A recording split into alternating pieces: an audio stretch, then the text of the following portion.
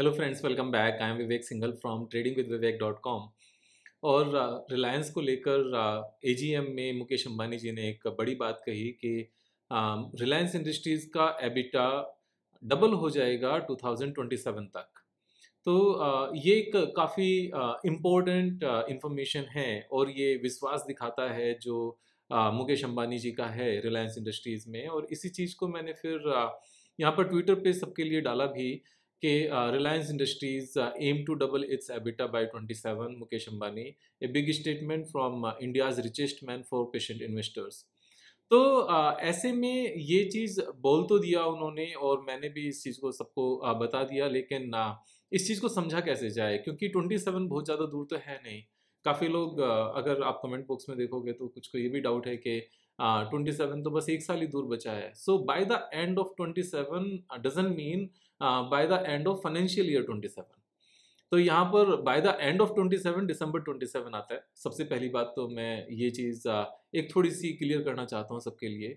और इसका मैं आपको रीज़न भी बताऊंगा। यहाँ पर जो चीज़ नज़र आती है कि इस पर्टिकुलर बिग स्टेटमेंट को कि नेक्स्ट 2 years एंड 4 months में, क्योंकि इस ईयर के सिर्फ 4 months बचे हैं 26 एंड 27, यानी कि 2 years 4 months में अगर एबिटा यहाँ से डबल होता है और स्टॉक प्राइस ने कोई रैली नहीं ली है पास्ट में, तो यहाँ से स्टॉक प्राइस भी अगर डबल होता है तो इतनी बड़ी कंपनी में 2.5 years से कम टाइम में पैसा डबल होता हुआ नजर आना, based on the pure fundamental, यहाँ पर टेक्निकल की उतनी ज्यादा मैं बात नहीं कर रहा हूँ, तो उसके पीछे सॉलिड हमें डेटाबेस भी तो दिखना चाहिए, कुछ रीजंस भी तो दिखने चाहिए। कहाँ से नजर आएगा एबिटा डबल होते हुए, ये चीज हमें नजर आनी चाहिए। क्योंकि अगर हमने बिजनेस को समझा और हमने फाइनेंशियल्स को समझे तो उसके बाद में हमें इस बात की कन्विक्शन रखना आसान होता है कि ये स्टॉक प्राइस हमें प्रॉफिट देने वाला है। और अगर हमने बिजनेस एंड फाइनेंशियल्स को नहीं समझा है तो यहाँ कन्विक्शन नहीं आती है।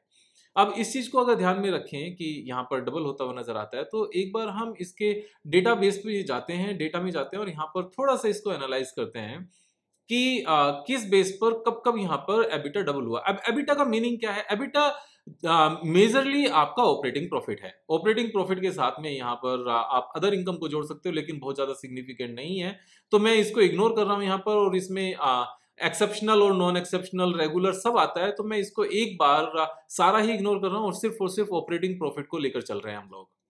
अब अगर हम यहाँ पर देखें तो 2-3 years तक यहाँ पर एबिटा सेम रहा। 2014 में जो था ऑलमोस्ट सेम 2015 में था, और बहुत ज्यादा ग्रोथ कोई 2016 में भी नहीं आई। और यहाँ पर 2016 के बाद अगर हम 2.5 years ले लें या हम 2 years कंप्लीट कर लें, तो 1 and 2 उसके बाद जो रिजल्ट आए वो 84,000 करोड़ का हमारा एबिटा हो गया। यानी कि 41,000 से हमारे 3 साल बाद 2016 से 2019 में यहाँ पर 84,000 हो गया, जो कि डबल है, राइट। तो उससे पहले ये सेम नजर आ रहा था इसी तरीके से। तो ऐसा क्या था कि ये सेम था और उसके बाद में अचानक से इतना डबल कैसे हो गया? इस चीज को किस तरीके से देखा जाएगा, इस चीज को वैलिडेट कहां से किया जाएगा? इसके लिए हमें वैलिडेशन चाहिए फिक्स्ड एसेट से। किसी भी कंपनी की फिक्स्ड एसेट्स ही उसकी ऑपरेटिंग एफिशिएंसी को बताता है, उसके एक्सपेंशन को बताता है और उसके आने वाली ग्रोथ को बताता है, अगर वो मैन्युफैक्चरिंग कंपनी है ना कि एक सर्विस कंपनी। अब रिलायंस इंडस्ट्रीज में जो टेलीकॉम है वो भले ही सर्विस कंपनी है, लेकिन उस सर्विस कंपनी का जो बेस है वो फिक्स्ड एसेट्स ही है, क्योंकि ये कैपिटल इंटेंसिव इंडस्ट्री है। ये कोई बैंकिंग इंडस्ट्री नहीं है जहां पर मैन पावर की ज्यादा अहमियत हो, या कोई आईटी इंडस्ट्री नहीं है जहां पर मैन पावर की ज्यादा अहमियत हो। यहाँ पर फिक्स्ड एसेट्स की ज्यादा अहमियत है और उसी के बेस पर यहाँ पर रेवेन्यू आती है। जितना बड़ा इंफ्रास्ट्रक्चर होगा इनका, जितना ज्यादा नेटवर्क होगा, उतना ही ज्यादा इनका रेवेन्यू होगा। और नेटवर्क इंफ्रास्ट्रक्चर एक ही बात है, इसको लगाने में यहाँ पर बहुत सारा पैसा लगता है, तो फिक्स्ड एसेट्स में नजर आता है। अब अगर हम 14, 15, 16 इस पीरियड का हम एक बार फिक्स्ड एसेट्स देखें नीचे जाके बैलेंस शीट में जो नजर आता है, तो ये ऑलमोस्ट बहुत ज्यादा डिफरेंस नहीं था। लेकिन 2018 में आप देखो ये अचानक से क्या हुआ, 1,98,000 करोड़ से बढ़कर 4 लाख करोड़ हो गया, जस्ट डबल। ये जस्ट डबल किस बेस पर हुआ? उससे पहले CWIP में चीजें चल रही थी, यानी कि ये कुछ चीजें ऐसी बना रहे थे जैसे ही वो ऑपरेशन में आएंगी, जैसे वो ऑपरेशनल होंगी, इमीडिएटली रेवेन्यू आना शुरू होगा और इमीडिएटली प्रॉफिट आने शुरू हो जाएंगे। तो यहां पर फिक्स्ड एसेट्स जैसे ही डबल हुआ, 2018 में डबल हुआ, 2018 में यहां पर नेट प्रॉफिट अच्छा खासा जंप लिया, और उसके एक साल के बाद उस कैपेसिटी का या फिर जो फिक्स्ड एसेट्स यहाँ पर ऑपरेशनल हुआ उसका पूरा यूज हो चुका, वो फुल्ली यहाँ पर मोनेटाइज हो चुका और रेवेन्यू आनी शुरू हो गई पूरे से, तो यहाँ पर एबिटा डबल हो गया। उसके बाद में अगर आप सेम सिनेरियो देखोगे तो सेम सिनेरियो हमारा नजर आया 2019 में, 20 में एंड यहाँ पर 21 में। 3 साल तक यहाँ पर एबिटा ऑलमोस्ट सेम रहा, यहाँ पर कोई डिफरेंस नजर नहीं आया। अब 19, 20 एंड 21 का फिर हम एकदम से वापस से नीचे फिक्स्ड एसेट्स देखते हैं, 19, 20 एंड 21। यहां पर 20, 21 इन दोनों का फिक्स्ड एसेट्स ऑलमोस्ट सेम रहा, कोई डिफरेंस नजर नहीं आया। और उसके बाद में यहां पर अगर आप देखोगे 19 के कंपैरिजन में 23 तक पहुंचते हुए जो फिक्स्ड एसेट्स है वो ऑलमोस्ट 70-80% इंक्रीज हो गया। यही रिजल्ट आपको ऊपर नजर आएगा जब तक 23 आया और यहाँ पर जो 80,000 के आसपास, यहाँ पर 80,000 करोड़ के आसपास का जो ऑपरेटिंग प्रॉफिट था वो बढ़कर 2024 में जब तक ये फुल्ली ऑपरेशनल हुए और यहाँ से रेवेन्यू आनी पूरी ही कैपेसिटी से आना शुरू हो गया, ये हमारा एबिटा डबल हो गया। सेम नजर यहाँ पर आया। अभी क्या हुआ है, उसके बाद में फिर से यहाँ पर रुकावट आपको नजर आती है कि जो एबिटा यहाँ पर 2024 में था वही 2025 में है और वही एक और क्वार्टर को ऐड करने के बाद है। अब यहाँ पर अगर फिक्स्ड एसेट्स में सेम पीरियड में जाकर देखो तो फिक्स्ड एसेट्स में यहाँ पर जो फिक्स्ड एसेट्स 2023 में थी वही ऑलमोस्ट 2024 में है, लेकिन अभी इस साल में फिक्स्ड एसेट्स यहाँ पर 2,20,000 करोड़ की बढ़ चुकी है। फर्दर जो 2,62,000 की यहाँ पर CWIP में फिक्स्ड एसेट्स है, ये ऑपरेशनल जैसे ही ऊपर ऑपरेशनल होकर फिक्स्ड एसेट्स में ऐड होगी, ये ऑलमोस्ट 13 लाख करोड़ पहुंच जाएगी 7.5 लाख करोड़ से। तो 13 लाख करोड़ जैसे ही फुल्ली ऑपरेशनल होगा और वहां से पूरी तरीके से रेवेन्यू आना शुरू होगा, तो यही इसी के बेस पर मुकेश अंबानी जी ने बोला होगा कि बाय द एंड ऑफ 2027 अपना एबिटा डबल हो जाएगा। तो यहाँ पर जब फिक्स्ड एसेट्स डबल होती हुई नजर आती है, उसी बेस पर अपना यहाँ पर एबिटा डबल होता हुआ नजर आता है। अब जब यहां से एबिटा डबल होता है तो 3 लाख करोड़ के आसपास का बैठता है, 3 लाख करोड़ के आसपास का यहाँ पर एबिटा बैठता है। अब यहाँ एक इंपॉर्टेंट पॉइंट क्या है कि अगर एबिटा यहाँ पर डबल हुआ तो इस चीज की कितनी प्रोबेबिलिटी है कि यहाँ पर नेट प्रॉफिट डबल होगा। तो देखो नेट प्रॉफिट तो लगातार उसी हिसाब से आज तक भी डबल होता है। जब 34,000 40,000 करोड़ से 80,000 हुआ तो यहाँ पर 20,000 के आसपास से यहाँ पर 40,000 करोड़ का नेट प्रॉफिट हो गया। सेम अगर यहाँ पर आप 80,000 करोड़ से 160,000 करोड़ यानी कि डबल होता हुआ देखते हैं तो 40,000 करोड़ से यहाँ पर 94,000 करोड़ का 80,000 करोड़ का होते हुए देखते हैं। तो ये फॉलो करता है इस चीज को, इसमें कोई दो राय नहीं है। अब एक और इंपॉर्टेंट पॉइंट यहाँ पर टेक्निकल क्या नजर आता है कि लास्ट काफी टाइम में इस स्टॉक ने कितनी ग्रोथ दिखाई है।